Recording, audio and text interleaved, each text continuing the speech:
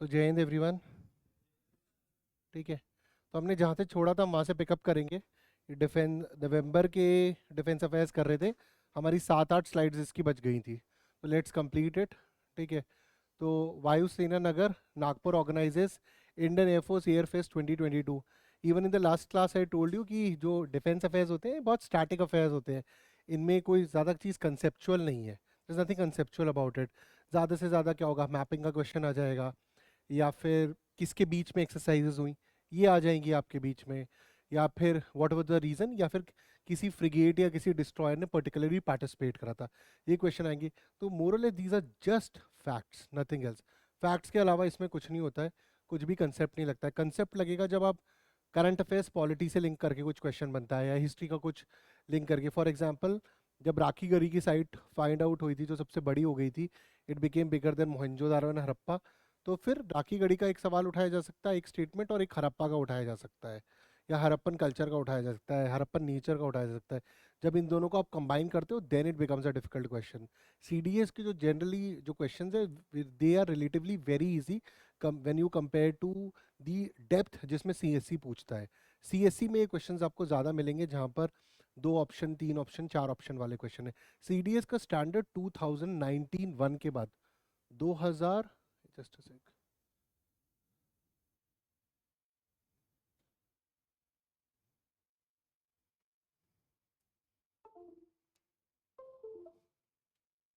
हाँ, 2019 एक के बाद सीडीएस का स्टैंडर्ड गिरा है। आप 2019 का क्वेश्चन पेपर उठाना सीडीएस का, 2019 का, दैट क्वेश्चन पेपर मैचेस और is almost equivalent to the standard of question पूछे टू सिविल सर्विसेज प्रीलिम्स के। ऑर्गेनिक केमिस्ट्री के क्वेश्चन है CDS 2019-1। It is I think the toughest paper जो मैंने सीडीएस का देखा है। 2016-17 में भी सीडीएस डिफिकल्ट था, बट रिलेटिवली उन क्वेश्चन पेपर्स में एक क्वेश्चन, उसकी 4 स्टेटमेंट या 3 स्टेटमेंट या 2 स्टेटमेंट, फिर A and B C and D पूछता था। This nature of question CDS ने स्टॉप कर दिया है। आपके टाइम पर जो पेपर आ रहा है वो जनरली बहुत सिंपल आ रहा है, जिसमें वो 4 फैक्ट्स में से आपको एक फैक्ट निकालना है, या फिर 4 स्टेटमेंट से एक स्टेटमेंट निकालिए। तो standard of question paper is more or less the same from 2019 onwards के बाद। 2019 एक में पेपर टफेस्ट था, और उस साल का अगर आप रिजल्ट चेक करेंगे, जीएस के लिए 20% कट ऑफ चाहिए होती है, उस साल की पेपर की यूपीएससी की ऑफिशियल कट ऑफ थी 10%, सिर्फ 10%, क्योंकि क्वालिफाई नहीं कर पाए थे लोग। इतना टफ पेपर बन गया था। उस पेपर के बाद स्टैंडर्ड्स को नॉर्मलाइज करा गया कि जो सीडीएस एस्पिरेंट दे सके। तो आपके पेपर में आपने देखा होगा कि एक क्वेश्चन के नीचे 4 वाले ऑप्शन मैक्सिमम सवाल है, वो वाले की एक के नीचे 2 हो, 2 के बाद वो 4 ऑप्शन हो, वो क्वेश्चन या 3 हो या 4 हो, 4 ऑप्शन, फिर A B C are right, 1 2 3 4 are right, 1 and 2 are right. ये आपके पेपर में बहुत कम है अगर आप सीएपीएफ से कंपेयर करो या सीएससी से कंपेयर करो। तो CAPF and civil service are definitely tougher exams than CDS written part. ठीक है, वो डेफिनेटली टफर एग्जाम्स है। इसीलिए अगर आप सीएपीएफ के या सिविल सर्विसेज के प्रीवियस ईयर क्वेश्चन पेपर्स करते हो, वो ऑब्वियसली आपको सीडीएस में बहुत हेल्प देगा, क्योंकि उनका स्टैंडर्ड थोड़ा टफ है। और अगर आप टफ चीज़ प्रैक्टिस करोगे तो ये तो ईजी हो ही जाना है, उनमें कंसेप्ट भी ज़्यादा लगते हैं। तो सीडीएस के अंदर कंसेप्ट और फैक्ट, जो फैक्ट है वो इतना भी नहीं है कि आप लूसेंट से पढ़ के उस फैक्ट को निकाल लोगे, इतना ईजी भी नहीं है। एनसीईआरटी को अब तो आपको बेसिकली पढ़नी होगी, I am sure you are going through it. And similarly ये तो बहुत ईजी एरिया है जो डिफेंस अफेयर्स है। Current affairs are also not very difficult, एक बार आप पढ़ लो और उनको समझ लो और उनकी मैक्सिमम प्रैक्टिस कर लो, क्योंकि करंट अफेयर्स में पीवाईक्यूज का इतना कोई फ़ायदा है नहीं, क्योंकि वो रिपीट तो होने नहीं वाले हैं। तो करंट अफेयर्स में एमसीक्यूज करो, नए क्वेश्चंस करो, कंसेप्ट्स को पढ़ो, न्यूज़पेपर पढ़ो। And every day reading the newspaper is much better than कि आप सिर्फ एक महीने की कोई पीडीएफ उठा के पढ़ लोगे, वो इट विल नॉट वर्क। मैंने लास्ट सेशन में भी आपको ये बोला था, read newspapers, read what are the things happening. If you don't do then you are just wasting your time. आपको न्यूज़पेपर हर दिन पढ़ना चाहिए, आधा घंटा पढ़ो, 30 मिनट पढ़ो, 35 मिनट पढ़ो, 40 मिनट पढ़ो। If you don't read the newspaper you are not going anywhere. Reading newspaper is very important. Okay, so moving on, Airfest 2022 showcased maneuvers of planes and helicopters in the arsenal of the Indian Air Force in an annual event organized at the headquarters maintenance command वायुसेना नगर। हमने कर लिया था शायद, हाँ, आज़ादी का अमृत महोत्सव मैंने आपको बोला भी था। Okay, during the show team of 4 सरंग्स, ये अच्छा ये हमने कर लिया था। फिर था हमारा 14th edition of Aero India will be held from February 13 to 17 2023 at air force station at Yelahanka. Yelahanka एक और चीज़ के लिए पॉपुलर है, क्या होता है यहाँ पर, बताओ। येलहंका एक और चीज़ के लिए पॉपुलर है, पता करके आना फिर बताना मुझे किस चीज़ के लिए पॉपुलर है येलहंका। हाँ हाँ ठीक है, तो येलहंका किस चीज़ के लिए बताना मुझे। PSU Hindustan aeronautics limited will organise, और येलहंका में ये जो आपका एरो इंडिया हुआ है, this is not the first time it happening, बहुत बार यहीं पर हो रहा है येलहंका के अंदर। येलहंका है कहाँ? हाँ, it is in Bangalore, absolutely correct, it is in Bangalore. तो PSU Hindustan aeronautics limited will organize the event in which exhibits from the across the world are expected to take part. In the previous edition, over 500 companies from more than 35 countries had taken part. तो अलग अलग countries आती है। इसका point क्या है कराने का, क्यों करवाते हैं ये, क्या ज़रूरत क्या है, क्यों, मतलब वाई इज़ इट हैपनिंग? जब भी आप मेरी क्लास में बोलो खड़े होके बोलना है। हाँ हाँ हाँ।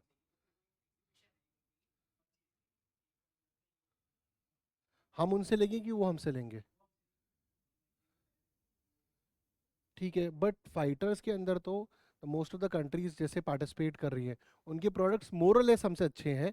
मतलब कुछ प्रोडक्ट्स में हम अच्छे हो सकते हैं, और क्या हो सकता है, एक तो इसने बताया कि हम बेच सकते हैं अपना, और हाँ ठीक है, हाँ करेक्ट, और क्या बता सकता है? ठीक है, तो एक अपना बेच सकते हैं, एक उनका खरीद सकते हैं, और क्या पता लगेगा, बताओ। इसके अलावा क्या पता लगेगा? यस, गुड, मॉडर्नाइजेशन पता लगी। शो केसिंग ऑफ पावर, ये रिपब्लिक डे नहीं है यार, तो शो केसिंग ऑफ पावर तो रिपब्लिक डे के अंदर या किसी और चीज़ में हो सकती है। शो केसिंग तब करी जाती है, वो तो आप अपनी कंट्री में शो करने के लिए करते हो। यहाँ पे पावर शो कर ही नहीं रहे, बेसिक मेजर एजेंडा है कि आप अपना सामान बेच सको। ठीक है, जैसे डेफ एक्सपो होता है, वहाँ पर दुनिया भर की कंट्रीज आती है, वो अपना सामान दिखाती हैं कि आप, हम ये सामान बना रहे हैं, हमारे पास ये टेक्नोलॉजी है, आप हमसे खरीद सकते हो। तो आप उनकी टेक्नोलॉजी को देखकर एक तो ये समझ सकते हो क्या बना रही हैं। ओके, और जो भी सब्जेक्ट या फिर जो भी चीज़ बेची जा रही है, उस कंट्री का जो टॉप R&D चल रहा है उस पर, आपके पास वो प्रोडक्ट आता है कि नहीं आता है?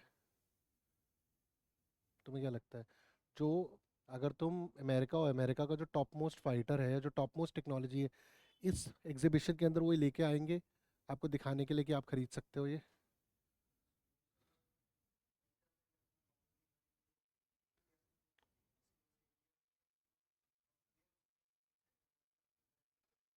ठीक है, विश्वास ना, तुम, कुणाल, कभी नहीं करेंगे वो। जो तेरी सबसे इंपॉर्टेंट टेक्नोलॉजी है ना, तो वो कभी नहीं बताने वाला। तू देख, अगर तू बहुत तगड़े प्रोडक्ट पे काम कर रहा है, यार तू एक ऐसा कोडिंग बता, ऐसा कोड बना रहा है जिससे तू किसी भी कंप्यूटर को हैक कर सकता है, तूने बना लिया, will you tell it to the world that you developed it? No, तो कभी नहीं बताने वाला। तो जो इनका top most top end product होता है, ये कभी नहीं लेके आएंगे। तुम्हें क्या लगता है इंडिया लेके जाएगी? नहीं, तुम अपने पास रखोगे ना, कोई नहीं लेके जाएगा, इट्स वेरी सिंपल। तो ऑब्वियसली ये प्रोडक्ट वो लेके जा, जो टेक्नोलॉजी ये बेच रहे हैं, उसके कम से कम 10-15 साल के आगे की टेक्नोलॉजी पे ऑलरेडी काम कर रहे हैं। ओके, तो दे विल नॉट सेल, जो प्रोडक्ट ये अपनी आर्मी को बेच रहे हैं टॉप नॉच प्रोडक्ट, उसको नहीं बेचेंगे। ऑब्वियसली अच्छा प्रोडक्ट देंगे, बट टॉप नॉच टेक्नोलॉजी आपको कभी नहीं देने वाले हैं, क्योंकि वो तो पहले अपने देश के अंदर, जब अपना देश 15-20 साल आगे हो जाएगा तब दे देंगे, जो इनके लिए पुरानी हो गई है। अगर इन्होंने आपको वही दे दी जो इनके पास एग्जैक्टली सेम है, तो वो तो आप बराबर आ गए ना। और डोमिनेंस का तो गेम ही है कि आपको दबा के रखना है, क्योंकि अगर आपको दे दी गई सेम है तो आप अगली बार क्यों खरीदोगे, राइट? आप सॉफ्टवेयर खरीदते तो आता है ना, पैच आता है कि 1 साल के बाद आपको रिन्यू करना है। हाँ। हम्म हम्म हम्म। हम 15-20, यार हम R&D में इतने अच्छे नहीं है कंपेयर टू दिस। हम तेजस MK1 पे काम कर रहे हैं, ये जिस टेक्नोलॉजी पे काम कर रहे हैं ये हमसे काफ़ी आगे हैं। They have taken more leaps, okay, और इनके काफ़ी पैसा लगाया गया, अमीर कंट्रीज़ हैं। फॉर एग्जांपल, अभी जैसे अग्नि का टेस्ट हुआ एंड वी आर टोल्ड कि अब हमारी 7,000 किलोमीटर तक की मारक क्षमता हो गई है। तो हम कर रहे हैं। जो एक्चुअल होगी वो तुम्हें कभी न्यूज़ में नहीं बताई जाएगी, वो तो हिडन ही रहेगी। कभी भी फोर्सेस एग्जैक्ट नहीं बताई जाएंगी, because that number will be hidden. Exact number के हमारे न्यूक्लियर स्टेशंस कहाँ हैं, कहाँ से हम मिसाइल छोड़ेंगे, तो नहीं होगी। मीडिया में वो आती, जो इन्फॉर्मेशन आती है वो लेजिटिमेट है, वो गलत नहीं है, बट एग्जैक्ट इन्फॉर्मेशन सरकार अपने पास ही रखेगी। कोई भी नहीं बताने वाला यार दुनिया के अंदर कि कहाँ पर है हमारे स्टेशन, एग्जैक्ट इतनी है। आपको एक आइडिया लग सकता है, और जो होगी लेजिटिमेट होगी इन्फॉर्मेशन। आप कभी भी sensitive information, top class sensitive classified information public domain में नहीं रखने वाले हो, उससे दिक्कत हो सकती है। ओके, तो सिमिलरली यहीं पे एयरफोर्स स्टेशन यलहंका बेंगलुरु, और यहाँ पर ये होता है। So about aero show in India shows in a premier global trade show which provides an opportunity for the international arms industry to showcase their product दिखा सकती है, technologies and solution to the Indian military and decision makers, and also to engage with India's emerging aerospace and defense industry। तो basically अगर ये देखा जाए तो एक टाइप का बहुत बड़ा मेला लगता है, जहाँ पर लोग आके अपना सामान दिखाते हैं।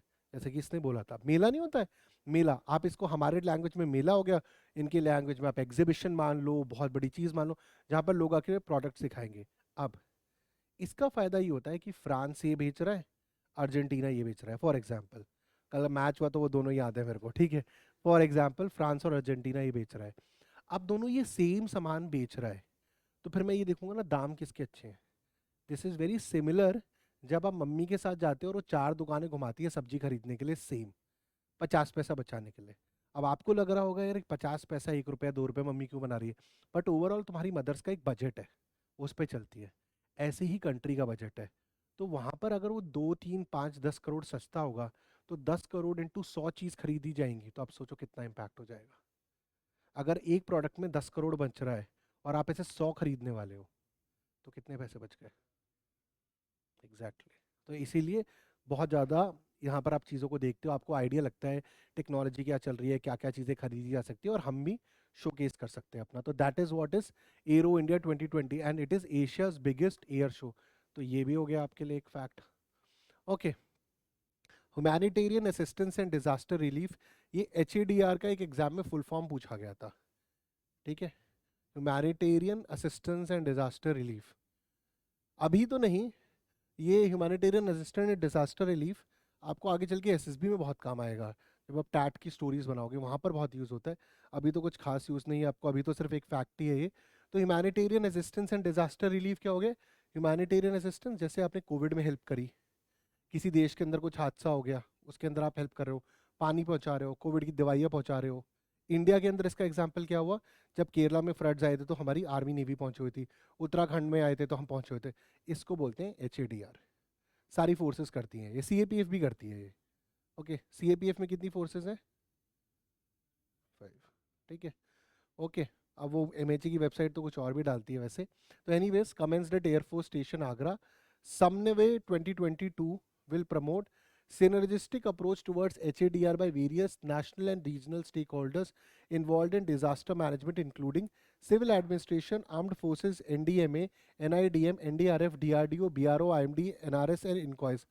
अब इतनी सारी ऑर्गेनाइजेशंस क्यों लगाई गई हैं, क्योंकि एक हैंडल ही नहीं कर पाती है, ठीक है। फॉर एग्जांपल IMD है, वो क्या है, मेट्रोलॉजिकल डिपार्टमेंट है। अगर कोई हादसा हो रहा है, तूने बाल कटा लिए, गुड लुकिंग स्मार्ट, ठीक है। IMD है for example, Indian meteorological department है। अब इससे वेदर का पता लगेगा ना, वो काम क्या NDRF का है। एग्जैक्टली हर ऑर्गेनाइजेशन का एक स्पेसिफिक जॉब है, इसीलिए इतनी ऑर्गेनाइजेशन इसमें इन्वॉल्व है। NDRF आ गई, NDMA आ गई, सिविल एडमिनिस्ट्रेशन कौन हो गया, IAS IPS, ब्यूरोक्रेट्स हो गए। ग्राउंड लेवल पे तो आपको उनकी ज़रूरत पड़ेगी ना। फौज भी जब कहीं भी हेल्प करने पहुंचेगी तो उसको भी सबकी ज़रूरत पड़ेगी, कहीं पे आर्मी की ज़रूरत पड़ेगी, कहीं पर एयरफोर्स के जहाज़ की ज़रूरत पड़ेगी, कहीं पर आपको नाव की ज़रूरत पड़ेगी, तो नेवी की ज़रूरत, सारी ऑर्गेनाइजेशंस की आपको ज़रूरत पड़ सकती है। Okay, so the exercise also aims to provide a unique platform for the exchange of domain knowledge, experience and best practices with the participating ASEAN member countries। अब जो आसियान साउथ ईस्ट एशिया में, Indonesia हो गई, ये जो बाकी सारी countries हो गई आपकी, फिलीपींस, वियतनाम, सिंगापुर, थाईलैंड, आप इन सब की लोकेशन देखना, ये सारी ऐसी लोकेशंस पर हैं जहाँ पर बहुत कॉमनली इस तरह के डिजास्टर आते हैं, ठीक है। या तो ये रिंग ऑफ पैसिफिक फायर पर है, जहाँ पर अर्थक्वेक्स बहुत सारे आते हैं, यहाँ पर बहुत सारे वॉल्केनोज हैं, ज्योग्राफी में आप पढ़ोगे रिंग ऑफ फायर, ठीक है। तो ये उस जगह पर है जहाँ पर आते हैं, तो इनको एक्सपीरियंस बहुत है इसको ठीक करने का या इससे जूझने का। अगर आप जापान को देखोगे, जापान के पास कोई भी नेचुरल रिसोर्सेज नहीं है, जापान हर चीज इंपोर्ट करता है और बेस्ट प्रोडक्ट्स बना के पूरी दुनिया को बेचता है। That is what Japan does. Japan इसके लिए जाना जाता है। खुद नहीं है उसके पास नेचुरल रिसोर्सेज, उनके पास जब पेड़ नहीं थे, उनके पास पौधे नहीं थे, तो उनके पास जगह नहीं थी, तो उन्होंने बिल्डिंग्स में स्ट्रेट वर्टिकल फ्लावर्स लगा दिए हैं, वर्टिकल क्रॉप्स। तो that is what Japan has done. उनके पास नेचुरल रिसोर्सेज नहीं है, तो उन्होंने फिर ऐसी चीज़ें करी कि बाहर से आयरन आ रहा है, कोल आ रहा है, जो भी चीज़ें आ रही है, और दुनिया को बेस्ट प्रोडक्ट्स बना के उन्होंने दिए। That is what Japan. आप जापान देख लो, जापान वर्ल्ड वॉर में इन्वॉल्व था, इतना डिस्ट्रक्शन हुआ, 2 न्यूक्लियर बम फटे उनके बाद, एटॉमिक बम, उसके बाद भी इतनी डेवलपमेंट है। See the example of Germans ना, सेकेंड वर्ल्ड वॉर के बाद इतनी वॉर रेपरेशंस हुई हैं उनके ऊपर।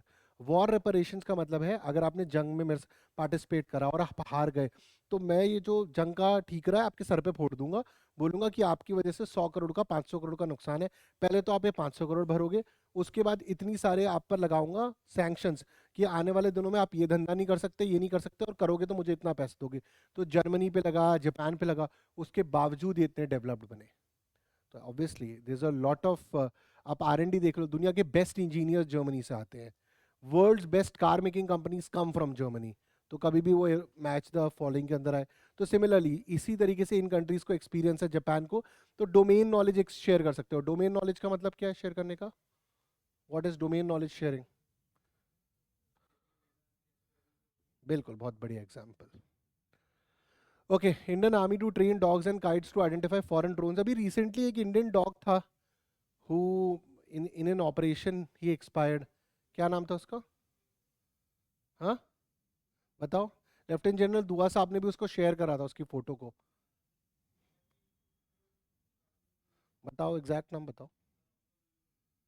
हाँ, काइट, काइट नहीं था उसका नाम। ठीक है, Indian army is training dogs and kites चील टू आइडेंटिफाई। अच्छा, बाय द वे, जो इंडियन आर्मी की यूनिट है जो डॉग्स को ट्रेन करती है, उसका नाम क्या है? CDS का सवाल है, ढूंढना। जो इंडियन आर्मी की यूनिट है जो डॉग्स को ट्रेन करती है, उसका नाम क्या है? ढूंढना। क्या तुम, फोन है किसी के पास? हाँ, ढूंढो, बताओ क्या है उसका नाम। अभी खत्म करते हैं ना। कोई एक वो चेक करो यार, वो जो डॉग मैंने बताया ना जिसका नाम, बताओ।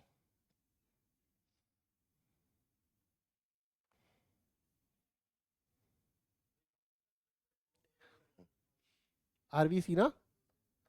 लिख लो इसको। सुना सबने? जोर से बोल दो यार, खड़ा होकर बोल दो। हाँ, तुम बोल दो, बोल दो खड़ा होके। रिमाउंट एंड एंड होगा। अच्छा, रिमाउंट एंड वेटनरी को। हाँ, कोप्स नहीं, कोर होगा। उसको प्रोनाउंस से सिखाते हैं, CORPSE स्पेलिंग है। ठीक है, तो वो हो गया RVC। जूम ना, ZOOM। हाँ वही, ठीक है, बस। ओके, ये ज़रूरी नहीं है आए, but you just need to be aware कि ऐसा भी था। ओके, तो dogs, the army is training dogs and kites चील।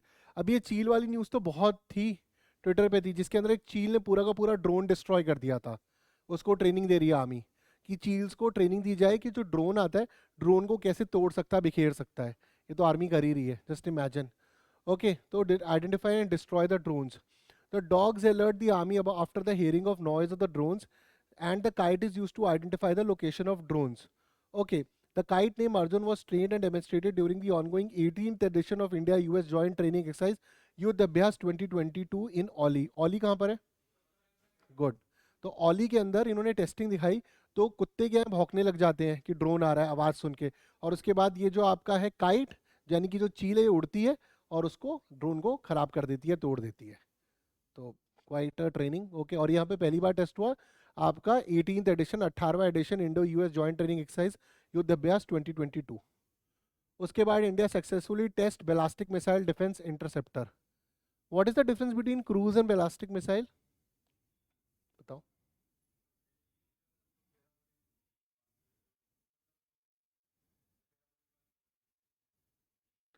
ओके, ठीक है, तो अगर ये पैराबोलिक पाथ पे है तो ये है, क्रूज मिसाइल सीधा जाएगी हर समय, और क्या डिफरेंस होगा?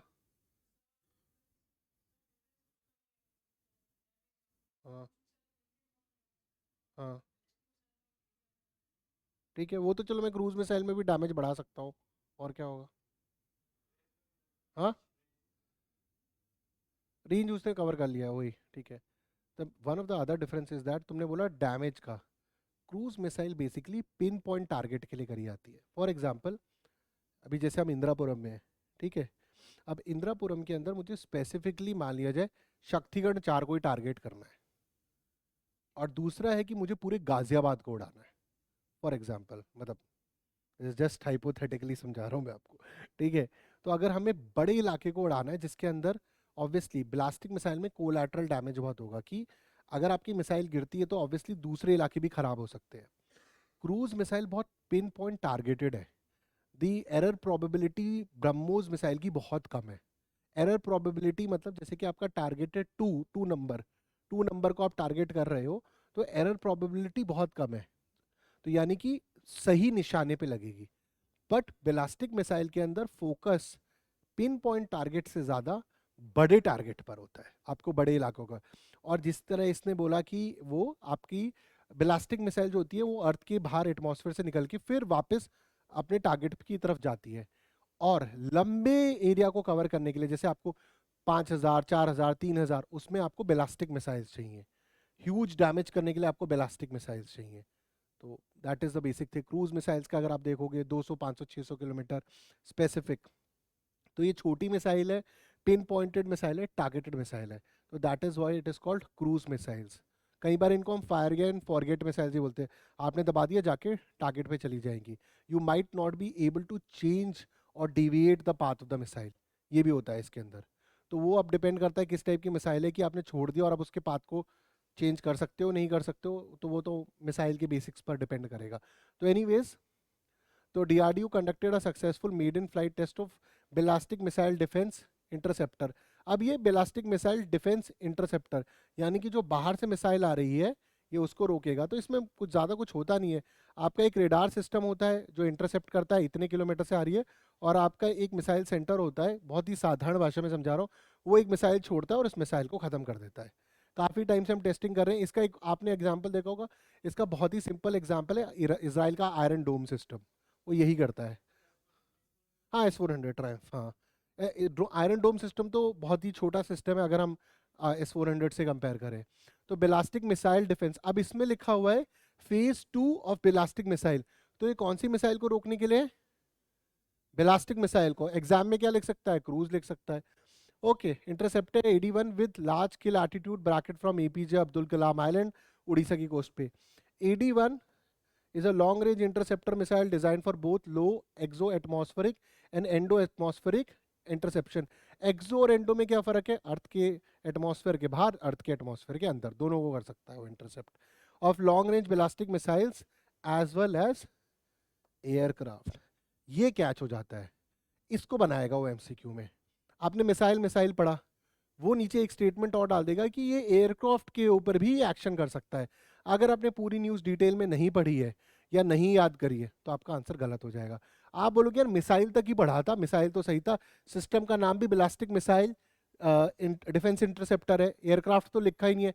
तो अगर वो एयरक्राफ्ट ध्यान में नहीं रहा तो सवाल गलत हो जाएगा। देखो कोने में कहीं पे लिखा है ना उसने, ठीक है, यहीं से वो क्वेश्चन बना लेगा, एयरक्राफ्ट बना लेगा, आपका गेम उड़ जाएगा। तो वो ये ध्यान में रखना है। अगर ऑब्वियसली सिंपल है, अगर मिसाइल को रोक सकता है तो एयरक्राफ्ट तो और भी इजी टारगेट हो गया। मिसाइल की तो स्पीड भी बहुत ज़्यादा होती है, मिसाइल की स्पीड बहुत ज़्यादा। और एक और चीज़ होती है, क्रूज मिसाइल अगर रेडार उसको, एक तो रेडार को बहुत ज़्यादा दिक्कत होती है क्रूज मिसाइल को इंटरसेप्ट करने में, क्योंकि क्रूज मिसाइल की स्पीड बहुत ज़्यादा होती है।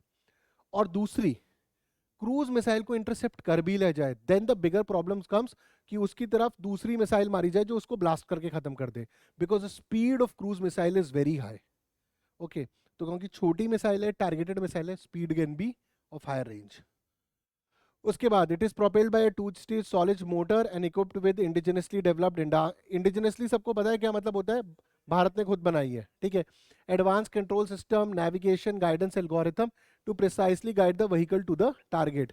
तो जो दूसरी मिसाइल बाहर से आ रही है, सिस्टम लगाया गया है, टेक्नोलॉजी लगाई गई, सामने से मिसाइल आएगी उसको जाके टारगेट करेगी। खुद बनाया है ये सिस्टम हमने, और हमारे लिए ये इंपॉर्टेंट है। 2 स्टेज सॉलिड मोटर, इसके अंदर वो लिक्विड मोटर कर देगा, फ्यूल बदल देगा। तो ये 2 स्टेज सॉलिड मोटर और ये एयरक्राफ्ट, इसको ध्यान में रखना गया। और इंटरसेप्टर AD-1 मिसाइल। आगे in other news, Agni 3, India successfully test fires Agni 3 missile from APJ Kalam Island. India carried out a successful training launch of the, वैसे Agni 3 की रेंज बताओ चलो। हाँ ठीक है, अभी जो लेटेस्ट टेस्ट करा गया वो कौन सी मिसाइल का करा गया, कितनी रेंज तक हुआ? 7000 तक हुआ। Okay okay, do you think that the DRDO knew the capability that they can hit 7000 even before the test? अरे मतलब उनको आइडिया तो था ही, ठीक है। अब इसके आगे की रेंज का टेस्ट वो आगे करेंगे, बट ऑलमोस्ट साइंटिफिकली उनको आइडिया होता है। ऑब्वियसली जब हम ये करते हैं, इसको होते हैं जो तुम में से कह रहा था ना कोई शो केसिंग और पावर, तुमने ही बोला था, ये है वो। अब जब हम बोलते हैं हम 7000 किलोमीटर तक मार सकते हैं, तो ये मैसेज किसको दिया जा रहा है? किस? चाइना को। बिल्कुल, इसने बोला बिल्कुल एग्जैक्टली चाइना को दिया रहा है। पाकिस्तान को क्या फायदा बोल के 7000 किलोमीटर, पाकिस्तान 7000 किलोमीटर दूर थोड़ी है, ठीक है, तो चाइना को ही दिया रहा है ना। तो दिस इज, इसको अंग्रेजी भाषा में बोलते हैं फ्लेक्सिंग योर मसल्स, ठीक है। मतलब वो जैसे जिम में दिखाते हैं ना अपनी मसल्स, ये वही है, दिखावा कर रहा, बताना, बेसिकली औकात में रहो हिंदी में अगर बोला जाए तो। Okay, be in your limits etcetera. So India successfully test fires Agni 3 missile from APJ Kalam Islands. India carried out a successful training launch of the intermediate range ballistic missile Agni 3 from APJ Abdul Kalam Island, Odisha on November 23rd, 2022. The successful test was part of routine user training launches under the aegis of Strategic Forces Command. बहुत important word है ये, Strategic Forces Command. कहाँ पर है? अरे जोर से बोला करो, कहां पर है strategic forces command? Trilateral command कहां पर है? हाँ वहीं पर है ये, स्ट्रेटेजिक फोर्सेस कमांड उनके पास ही है ये। Very important command. आने वाले टाइम में हमारी थिएटर कमांड्स की बात करी जा रही है।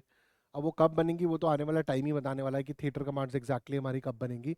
करंटली तो वी डोंट नो कब आने वाली हैं, बट आएंगी जरूर, क्योंकि नए चीफ ऑफ डिफेंस स्टाफ आ गए। What is the name of new chief of defence? ठीक है, गोरखा रेजिमेंट से हैं जो। हाँ जी,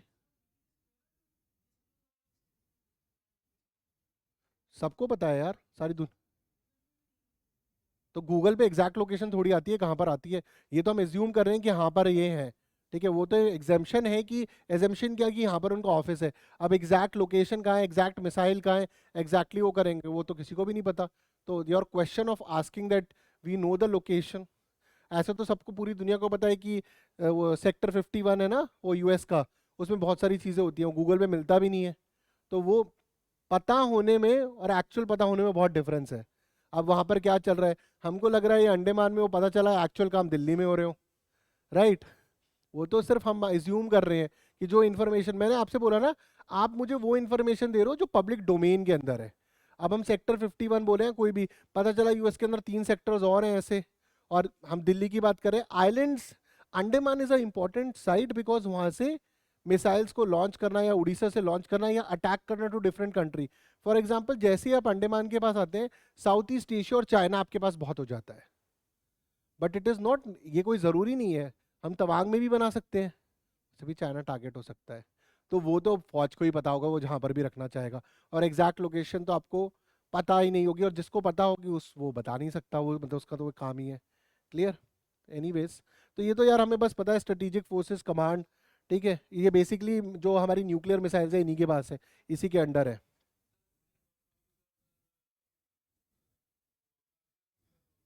यार ऐसा कोई रीजन नहीं है, ऐसा कोई फेवर नहीं करा जा रहा है उनको, ठीक है, कि सिर्फ गोरखा रेजिमेंट के ही बनते हैं। आने वाले टाइम इस हिसाब से तो अभी general of Indian army is coming from engineers, उससे पहले नहीं था। वो तो जो केपेबल है उसको बनाया जाएगा।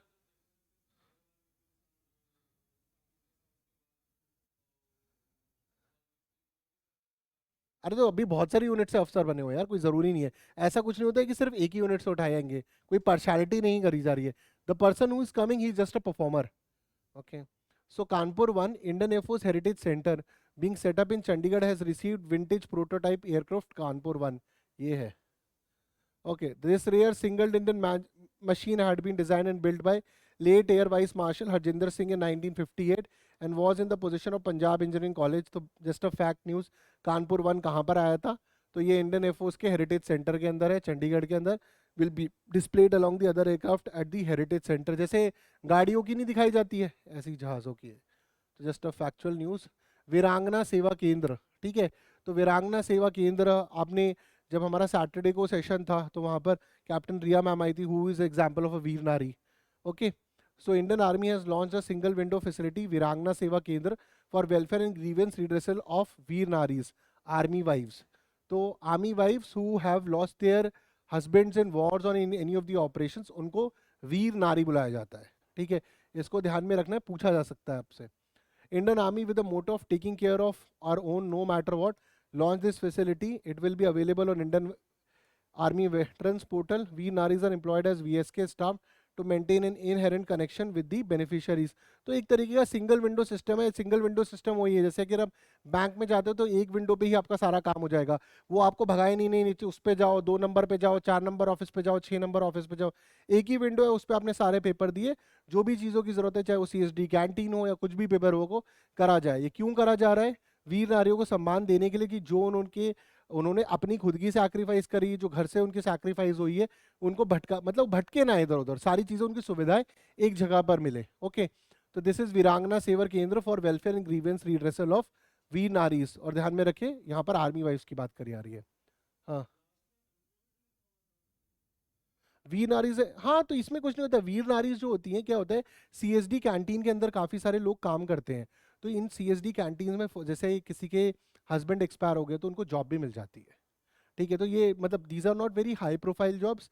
बेसिकली क्या होगा कि जैसे कैंटीन काउंटर्स पे बैठेंगी और फिर जो डे टू डे वाले टास्क है वो उनको दिए जाएंगे. तो दी सो दैट उनका घर का खर्चा भी चले और उनको एक जॉब एम्प्लॉयमेंट अपॉर्चुनिटीज़ भी मिले.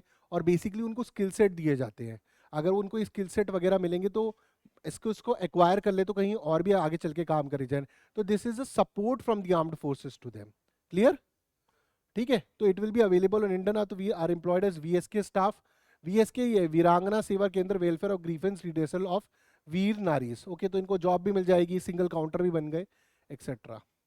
Joint military training on 3rd November 2022, the 11th edition of Joint Military Training JMT between Indian Air Force and Royal Singapore Air Force RSAF commenced at the Kalaikunda West Bengal. Please इसको याद ध्यान में रख लेना, कलाईकुंडा वेस्ट बंगाल के अंदर है ये जो एक्सरसाइज हुई है. Okay. The two air force have resume the training after a gap of 2 years. 2 साल तक क्यों नहीं हुई exercise? Pandemic, Covid. The edition of GMT would be conducted over a period of 6 weeks. 6 week की चलेगी. तो अगर आप देखोगे ऑलमोस्ट 1.5 महीना. दिस इज द एक्सरसाइज के फोटोग्राफ्स है from the Singapore and the Indian side. Okay. तो यहाँ पर जो हमारा नवंबर वाला पार्ट था, we are done with this. इसकी PDF आपको PPT. वन मोर थिंग, इसकी जो PDF है ये तो आपको मिलेगी ही मिलेगी, द वन ऑफ दिस जो मेरी है. उसके अलावा देयर वुड बी डिफरेंट जो करंट अफेयर्स की जो और भी डिटेल्ड के अंदर होगी, you will get that to apart from this. तो ये तो है जो मैं दे रहा हूँ, उसके अलावा भी आपको मिलेगा. So remember that. Okay.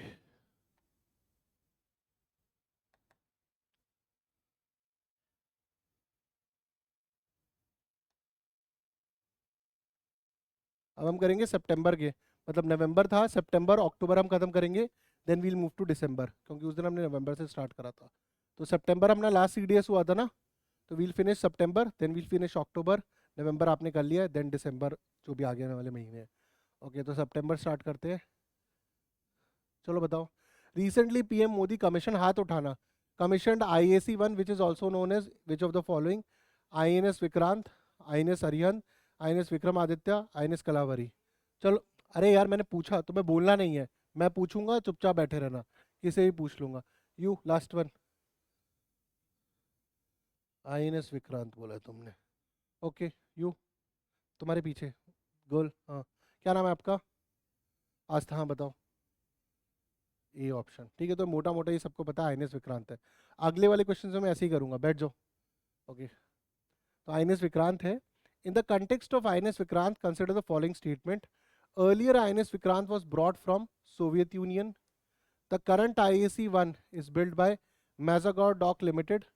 IAC is equipped with Catobar, Catobator system. Okay, Ikshank बताओ इसका आंसर क्या है? 2 and 3 तो ऑप्शन ही नहीं है भाई, खुद का बना दिया तुमने। हाँ, ओनली 2 इज करेक्ट तुम कह रहे हो। ओके, तुम्हारे हिसाब से तीनों करेक्ट है। ओके, तुम्हारे हिसाब से ऑल ऑफ देम, तो 1 + 1।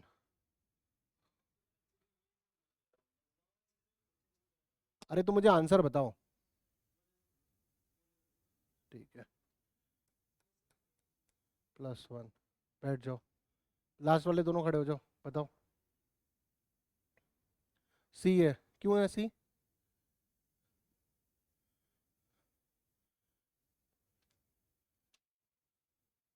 बताओ क्यों है सी?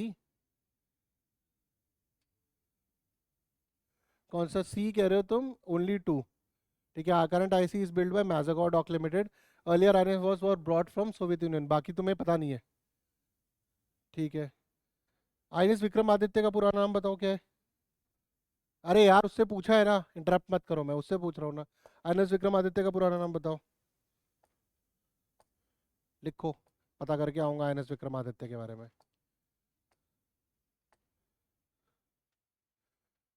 इससे ज्यादा अच्छा याद हो रहा है? याद होगा भी।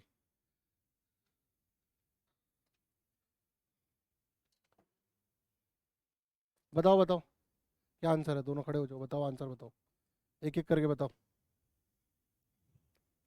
ऑप्शन नंबर ए, ठीक है, 1 and 2। अगले वाला बताओ साथी, अरे ट्राई करो चलो। हाँ तुक्का लगा लो, अलाउड है, चलो बताओ। ए ऑप्शन, अच्छा ये तो बताओ तुक्का लगा क्यों रहे हो? ठीक है चलो, ओके, देख लेंगे तुम्हारा तुक्का कितना चलता है। तुमने, हाँ, नहीं आंसर चेंज नहीं कर सकते, अब तो हो गया। हाँ, हाँ, अच्छा तुम्हारा भी ए, ठीक है, आगे बताओ। हाँ, बोलो, चेंज नहीं करना, बताओ। सी, सी के अंदर दो हो गए ना, एक इसका था और एक अक्षांक का था। ठीक है, तो इक्षांक तुम्हारे पीछे वाले दो मनुष्य, पिंक मनुष्य बताओ। ऑप्शन बी, ओके, बाजू वाला ऑप्शन सी।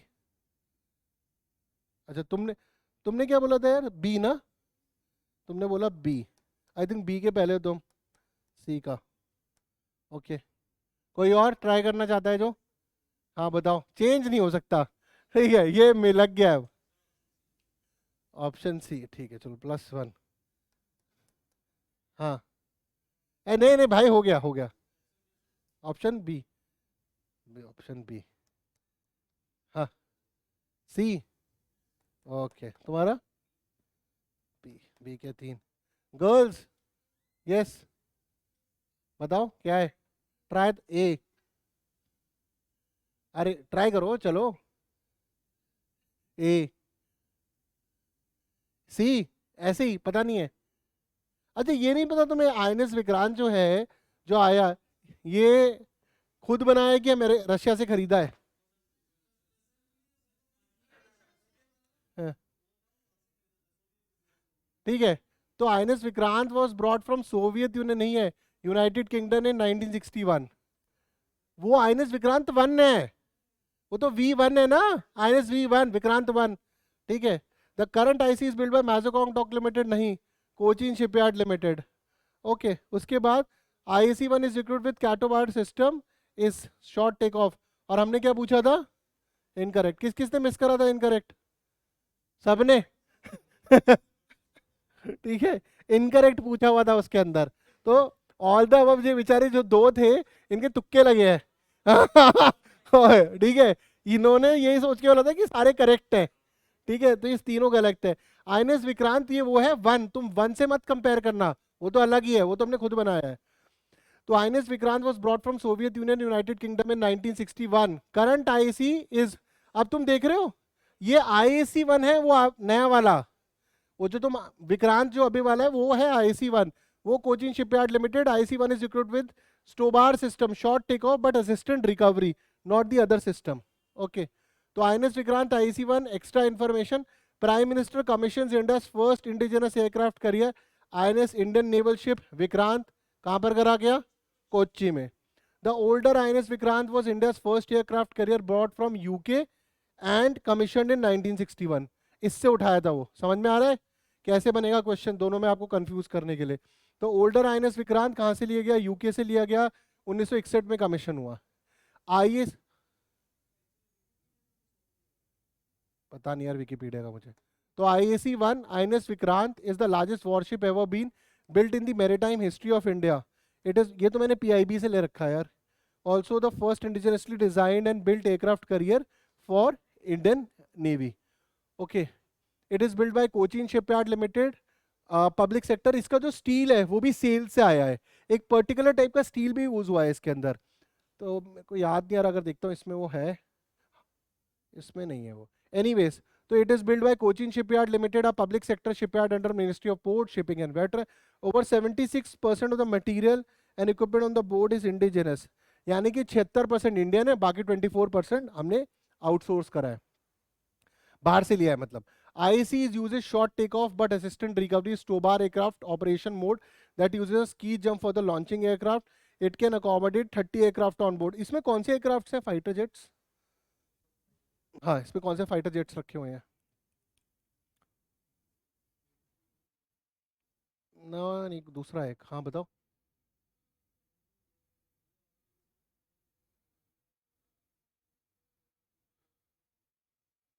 इसमें MiG-29 का भी, MiG-29 जितना मुझे याद है, MiG-29 के ब्लैक पैंथर्स रखे हैं उन्होंने. ठीक है, ब्लैक पैंथर्स को रखा हुआ है जितना. ओके. तो एक बार चेक करो, इसके अंदर मेरे ख्याल से MiG-29 के ब्लैक पैंथर्स हैं. एक बार चेक करो, वही है क्या? 29 के होना चाहिए ब्लैक पैंथर्स, या यही था जो इंडियन एक्सप्रेस का एक्सप्लेन सेक्शन में यही दिया था. ये कुछ और है नाम. MiG-29 के ही है ना. और एक और था, एक वो डालो. इसका एक स्टील का ना एक स्पेसिफिक वर्जन है यार, जो सेल ने स्टील दिया है, वो नंबर. हाँ, MH. नहीं नहीं, वो तो हेलीकॉप्टर हो गया ना. MH-60R वो तो रोमियोज हो गए. मैं तो सिर्फ फाइटर्स की बात कर रहा हूँ. ओके. चलो. हाँ, DMR-249 यही पूछ रहा था मैं. DMR-249 ये स्पेशल स्टील है जो इसमें यूज हुआ है. ये एक स्पेसिफिक टाइप का ध्यान में रखना. DMR-249. नहीं नहीं, मैं तो सेल सेल की बात कर रहा हूँ, सेल्स. हाँ ठीक है, तो DMR-249. ओके. अगले सवाल पर आते हैं. Exercise Vostok 2022 which was in news recently was hosted by which of the following country? Vostok. Russia, China, United states, France. काफ़ी इजी है तो कोई बताए. रुक जाओ रुक जाओ रुक जाओ. ठीक है, आरती बताओ. बताओ बताओ. क्यों रशिया? खड़े होके बताओ ना. क्यों रशिया क्यों लग रहा है तुम्हें? वी से वॉस्टॉक और वी से वोडका होता है इसलिए? हाँ, क्यों लग रहा है वॉस्टॉक? ना ऐसा महसूस हो रहा है? अदर टू गर्ल्स बताओ. रशिया पक्का? ठीक है. बाकी बॉयज? ठीक है, चलो फिर ये तो तुमको पता है. हाँ, रशिया ही इसका. बैठ जाओ. So Indian army contingent participated in the multilateral strategic and the command exercise Vostok 2022. Okay. तो ये क्या, किस मतलब इसमें कौन सी फौज पार्टिसिपेट कर रही थी? थल सेना, वायुसेना, नौसेना? थल सेना कर रही थी. ठीक है. Exercise Kakadu was recently hosted by Royal Australian Navy. How many countries participated in that naval exercise? 2, 14, 36, 4. Exercise Kakadu was recently hosted by Royal Australian Navy. इसके अंदर कितनी कंट्रीज ने पार्टिसिपेट करा है? 2, 14, 36, 4. ये भी पढ़ा था हमने.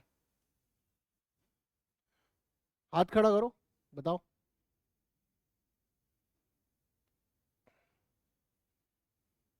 बताओ बताओ. हाँ बताओ. ठीक है. अदर्स?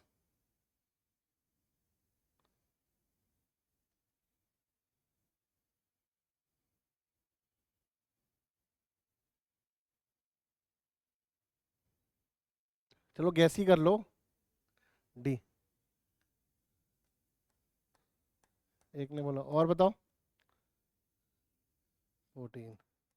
गूगल तो नहीं कर लिया ना? 14।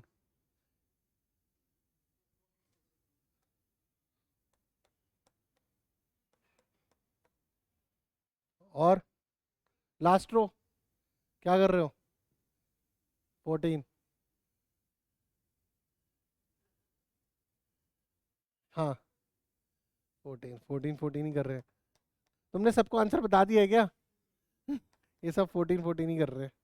चलो 14 ही है। ठीक है। तो exercise, it is an Australian naval exercise hosted by इनियली। Navies of the more than 14 countries including India participated in this exercise recently. तो biennially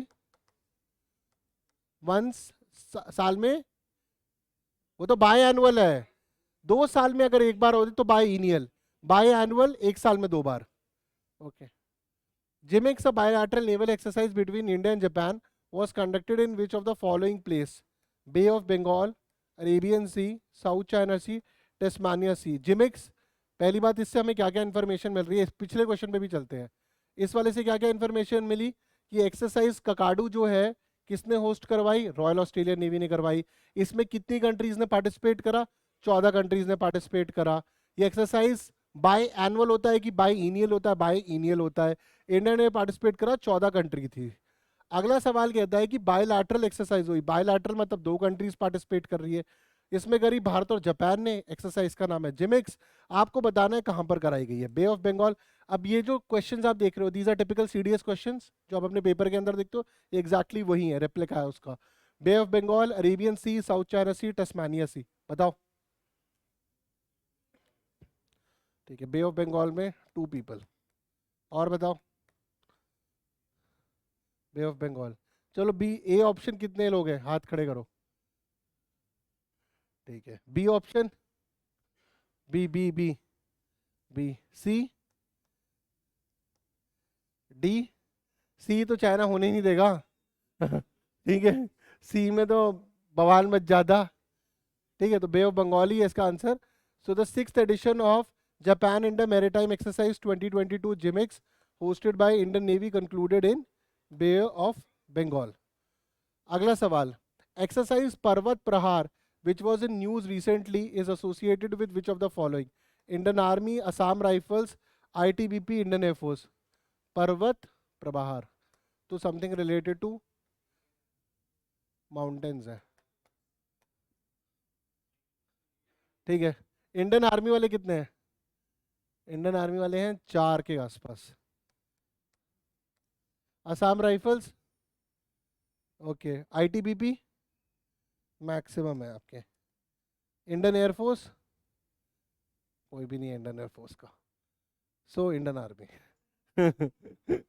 दिमाग अच्छा लगाया था तुमने। ठीक है, कि आईटीबीपी बहुत सारी माउंटेन्स की एक्सरसाइज करती है, तो वो था, बट दिस इज आर्मी। सो पर्वत प्रहार एक्सरसाइज 20 डे लॉन्ग, 20 दिन की लंबी एक्सरसाइज थी, conducted by the Indian Army to undertake disengagement from patrolling point 15 Gogra hot spring in eastern Ladakh. मैंने आपको पीपी बताया था लास्ट क्लास में, पीपी होता है पेट्रोलिंग पॉइंट। तो पीपी 15, पीपी 17, इनमें से कुछ जगहों पे चाइना कब्जा करके बैठा हुआ है, तो उसी से रिलेटेड है ये। Long day routine exercise conducted in eastern Ladakh. The exercise witness the deployment of all new major inductions of the army. Basically Chinese side पे ही देखोगे आप S-400। अभी लास्ट ईयर 2020 या 2021 जब मैं लद्दाख पैंगसो गया था, तो पैंगसो के आसपास आपको बिल्कुल इंडियन आर्मी की लेटेस्ट डिप्लॉयमेंट शिप्स और जो जहाज है सारे मिल जाएंगे, पेट्रोलिंग बोट्स सब आपको सामने दिखेंगी।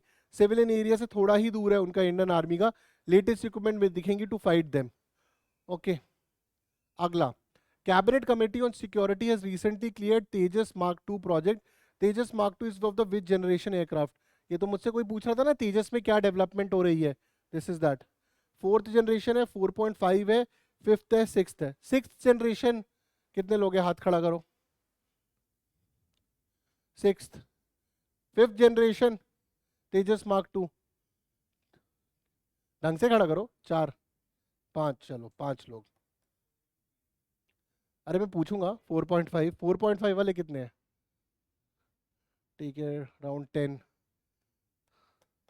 और फोर्थ जनरेशन, अरे बहुत सारे लोगों ने बताया नहीं, फोर्थ वाला कोई नहीं है, ओके 0। 4.5 वाले कितने, अच्छा बढ़ गए, ठीक है, इसमें मैक्सिमम है, फोर्थ के अंदर नहीं डाला तो फिर 4.5 में ही डाल दिया। ओके फोर्थ तो होगा ही नहीं definitely. Tejas MK2 is of which generation, 4.5। Fifth by the way वो कौन सा है, रफाल कौन सा है, 4.5 ये, हाँ हाँ, कोई कोई उसे बोलते, कोई कोई कोई उसे 4.5 प्लस बोल देता है। फिफ्थ तो एग्जैक्टली नहीं है वो, बट ठीक है, तो ये 4.5 जनरेशन ही है। ओके तो Tejas mark 2 has been described as the 4.5 generation machine that will have 70% indigenisation. अब इसके अंदर आप देखोगे, इसके अंदर इंजन लग रहा है GE414 इंजन। सबसे important, one of the most important things of a fighter aircraft is engine. ये इंजन है GE का फुल फॉर्म है जनरल इलेक्ट्रिक। कौन सी कंट्री की कंपनी है, चेक करो, ब्रिटेन है, US है, देखो देखो GE कहाँ की कंपनी है,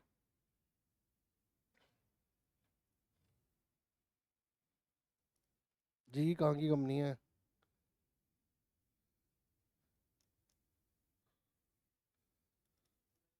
अमेरिकन है ना, वही है। तो it will be fitted with more powerful GE414 engine, giving it the long combat range and greater capability to carry weapons. अब अगर एयरक्राफ्ट का इंजन, फाइटर एयरक्राफ्ट का पावरफुल पार्ट जिससे इंजन काम कर, जिसे कब चलेगा, वो हमारा अब्रॉड से आ रहा है, तो still we are not fully indigenised. जिस दिन हम इंजन बनाना स्टार्ट कर देंगे, उस दिन बहुत सबसे ज़्यादा टेक जो है, टेक्नोलॉजी जो है, सबसे ज़्यादा जो रिसर्च एंड डेवलपमेंट है वो इंजन बनाने के अंदर ही लगती है। So it will be fitted with more powerful GE414 engines, giving it a longer combat range, greater capacity to carry weapons than existing Tejas Mark 1। Obviously Tejas Mark 1 की तो आगे गए होगा, ज़्यादा बेटर सिस्टम लगाए जाएंगे, और इसमें हमारा फोकस है 70% इंडिजनाइजेशन हो। 70% इंडिजनाइजेशन, अगर 100% प्लेन बनाया जा रहा है, उसमें से 70% वाला काम भारत के अंदर हो, और जो 30% बाहर से काम करा जा रहा है जैसे कि ये इंजन, वो सबसे इंपॉर्टेंट चीज़ है। तो ये कैपेबिलिटी लानी पड़ेगी, इसके लिए रिसर्च डेवलपमेंट, पैसा, काफ़ी चीज़ें लगेंगी, फिलहाल तो हम नहीं कर पा रहे हैं। ओके वी श्रॉट्स बहुत था ये न्यूज़ में, which was in the news is a air defence system missile, bilateral naval exercise, 7th generation aircraft, Russian development drone. D option कितने लोगों का है, डी, अच्छा 0। 7th जनरेशन एयरक्राफ्ट कितने लोगों का है, okay. Bilateral naval exercise, okay. Air defence missile system, ये भी सिर्फ पाँच पाँच लोगों का है। आप बाकी सबका क्या है भैया, आप क्या करोगे, कुछ लगाओगे ही नहीं। मैं फिर से पूछता हूँ, डी कितने लोगों का है, डी अब हो गया 8 लोगों का। ओके 7th जनरेशन एयरक्राफ्ट कितने लोगों का है, ठीक है, नहीं। बायलैटरल नेवल एक्सरसाइज बताओ, अरे तब भी 8 और 5 13 लोग ही होए, बाकी कहाँ हैं, अरे मैं जब हाथ, ठीक है 6 हो गए वो तो चलो, बाकी का है कितने लोगों का, ए ऑप्शन नहीं है, नहीं है कि आपके हिसाब से BCD में से कुछ आएगा, चलो ऐसे कर लेते हैं, BCD में से कुछ है, ठीक है। अच्छा कितने लोगों का ए ऑप्शन है, अब बहुतों ने उठा लिया बाकियों को देखकर ठीक है। अब वी श्योरार्ड्स के अंदर अगर तुम्हें इसका इतना भी फुल फॉर्म पता है ना, पता लग जाएगा, हाँ वेरी शॉर्ट रेंज है, बिल्कुल ठीक है। तो very short range air defence system, यही पूछ देगा CDS के अंदर, इसका फुल फॉर्म बताओ, लिख लो, एग्जैक्ट सेम यही पूछ देगा, इसका फुल फॉर्म बता दो आप, very short range air defence system. अब वो एग्जाम में बताऊं क्या करेगा, वेरी शॉर्ट को लिख देगा स्पेसिफिक, ठीक है, स्पेसिफिक कर देगा इसके अंदर, ओके। और कहाँ पर चेंज करेगा, सिस्टम की जगह कर देगा स्ट्रैटेजी कर सकता है, ओके, इन वर्ड्स के साथ ही प्ले करेगा वो। और एयर, हाँ वेरी शॉर्ट रेडार, रेडार कर देगा, ये भी कर देगा, इस तरीके से आपको घुमाया जा सकता है। तो ये है very short range air defence system, okay. तो V SHORAD is a man portable, जिस तरह आप देख रहे हैं Man portable air defense system designed and developed indigenously by DRDO. It can neutralize low altitude aerial threats at short ranges. तो man portable क्या है, अपने आप हाथ से लेके सकते हो या मशीन के साथ लेके चल सकते हो, और आप खुद टारगेट कर सकते हो जो छोटे मोटे टारगेट्स हैं, बड़े टारगेट्स नहीं, और इस सिस्टम से डिस्ट्रॉय कर सकते हो। डीआरडीओ ने ये पूरा का पूरा खुद बनाया है। आरती डीआरडीओ का फुल फॉर्म बताओ चलो, अरे उसे बताने दो क्या है डीआरडीओ का फुल फॉर्म, बार बार पढ़ रहे हैं ना, इसका फुल फॉर्म क्या है बताओ। चुप रहो, तुम सब बोलने क्यों लग जाते हो, कोशिश तो करने दो उसको। डेवलपमेंट रिसर्च डिफेंस ऑर्गेनाइजेशन, हाँ सही बताओ फिर, बताओ बताओ। Defence research development organisation, correct बोल रही है अभी पूरा? नहीं, एंड मिस हो रहा है। Defence research and development organisation, कहाँ खोए रहते हो, डीआरडीओ का फुल फॉर्म गड़बड़ कर रहे हो। चलो वी शोराट्स का फुल फॉर्म बताया ना अभी मैंने पिछली स्लाइड्स पर, तुम्हें पढ़ा ना वी शोराट्स, बताओ अभी क्या है, सबने अभी भी पढ़ा वी शोराट्स क्या है, बताओ चलो। वेरी शॉर्ट, धीरे धीरे बोलो और सामने देखो मेरी तरफ, वेरी शॉर्ट, नहीं वेरी शॉर्ट के बाद क्या है, वेरी शॉर्ट क्या, हाइट, वेरी शॉर्ट आगे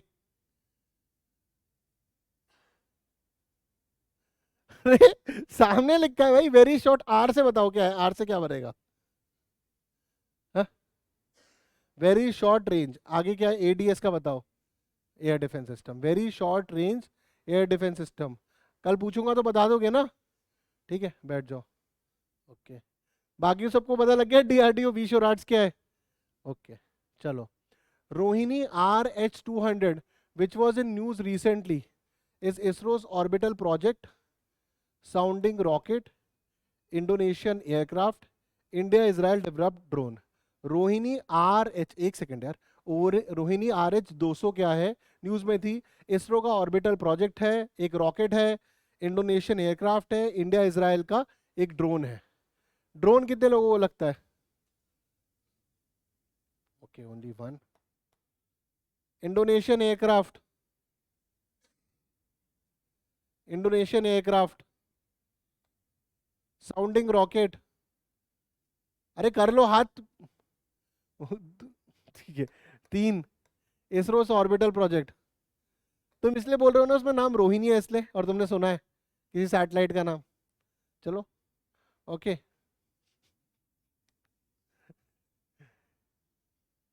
अच्छा गेस वर्क ट्राई करा तुमने, कामयाब नहीं हुए तुम, ठीक है। तो साउंडिंग रॉकेट तो जीरो थे ना, नहीं तीन लोग थे, कौन कौन थे, तुम देखो डाउट कर रहे थे अपने आप पर उसको देखकर So Rohini 2 RH-200 is a sounding rocket, is a two-stage rocket capable of climbing to a height of 70 kilometers, bearing scientific payloads. The first sounding rocket was launched in 1963 from Thumba, beginning of Indian space program. ये जो थुम्बा है कहाँ पर, थुम्बा, क्या देख रहे हो mobile में, हाँ अलार्म बज रहा था, अलार्म, ठीक है अलार्म, ठीक है, हाँ बताओ तुम्बा कहाँ है, तुम्बा,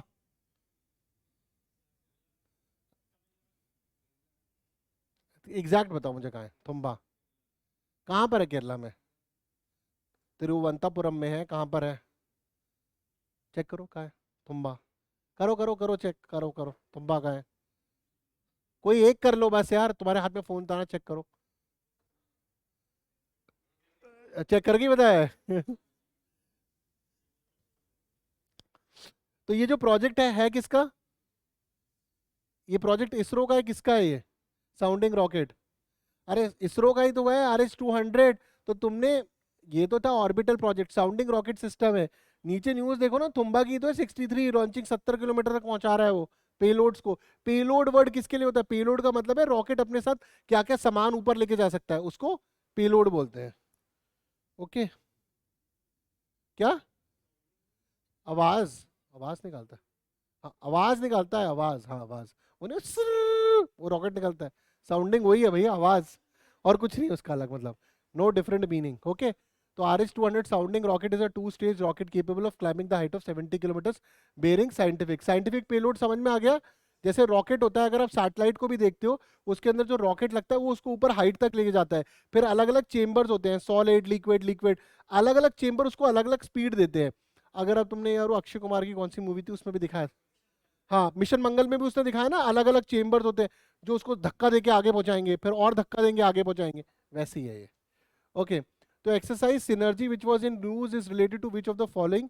naval exercise, joint armed forces exercise, combined coastal security exercise, cyber security exercise. Exercise synergy, बताओ फर्स्ट ऑप्शन कितने लोगों का है? एक्सरसाइज सिनर्जी, सिनर्जी का मतलब क्या होता है? सिनर्जी,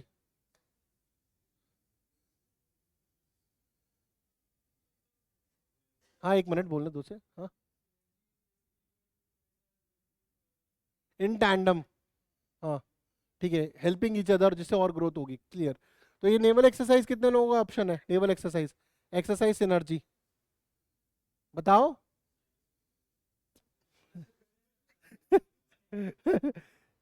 ठीक है, ठीक है, तूने साइबर सिक्योरिटी ऑप्शन बोला है। अच्छा, साइबर सिक्योरिटी कितने लोगों का ऑप्शन है? कहाँ जा रहे हो? ठीक है जाओ, कॉलेज से ही आ रहे हैं ना? ठीक है, साइबर सिक्योरिटी एक्सरसाइज तो ये, चलो 10 लोग मान लेते हैं। कंबाइंड कोस्टल सिक्योरिटी एक्सरसाइज 2, ठीक है। Joint armed forces exercise, yes around 7-8। Naval exercise 0,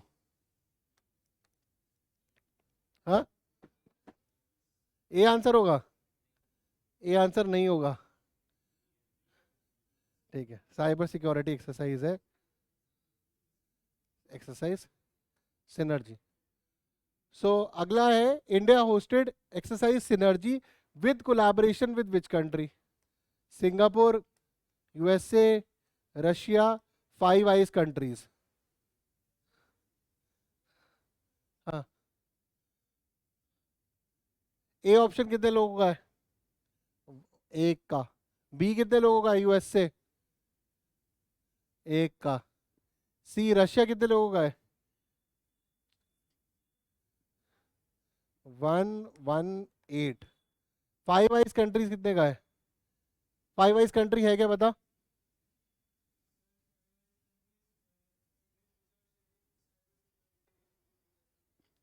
क्या हुआ?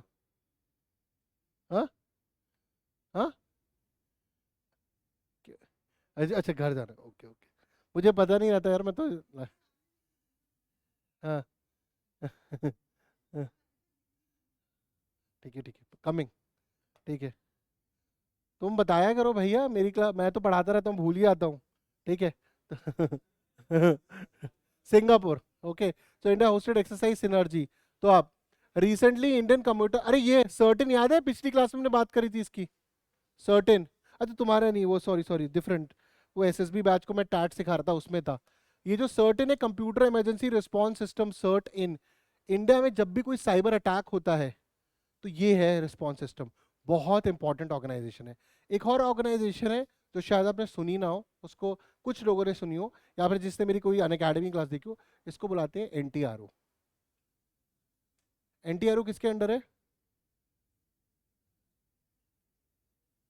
It's under raw, raw raw, research and analysis wing, raw, ठीक है, एक्सटर्नल इंटेलिजेंस विंग।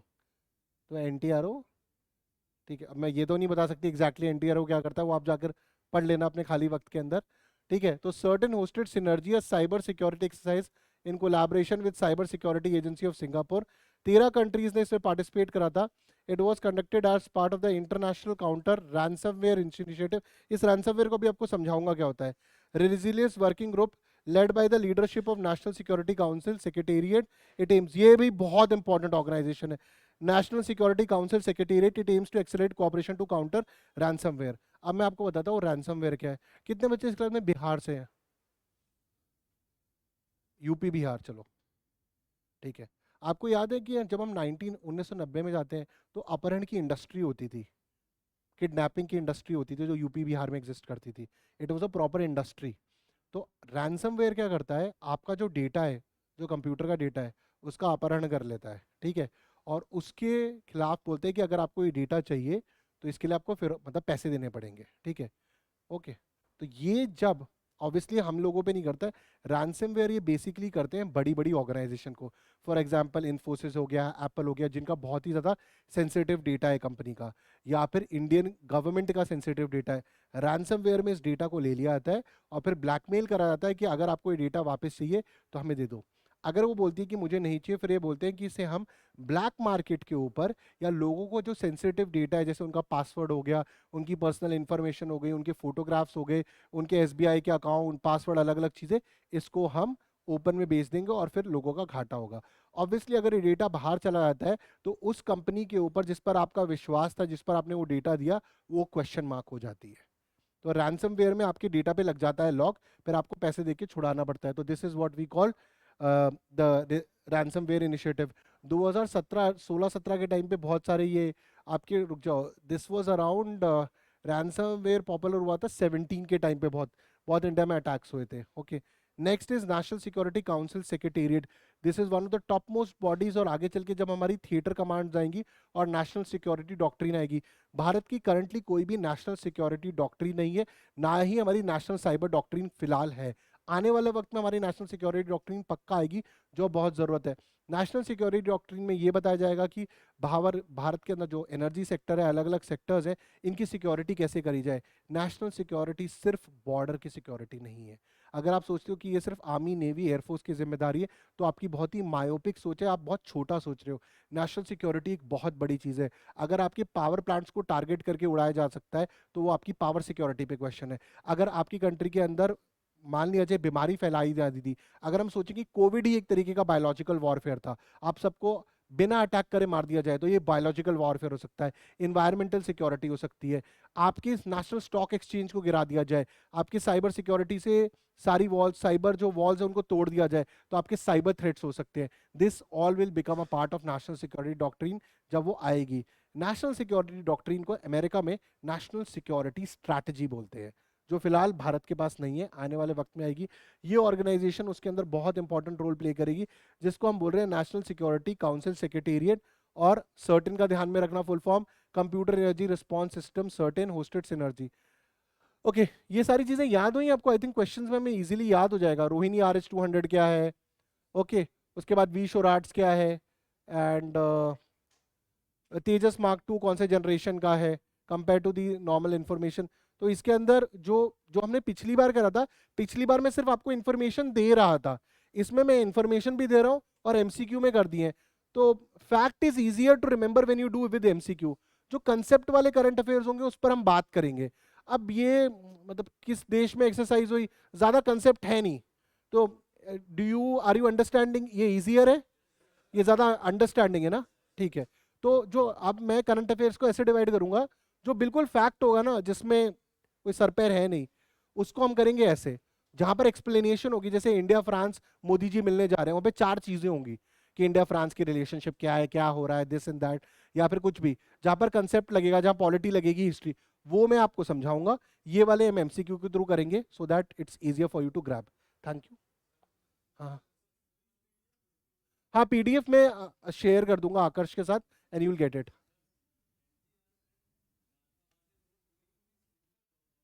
नहीं नहीं, डार्पा तो बहुत अलग है। डार्पा DRDO टाइप काम कर रही है। NTRO यार,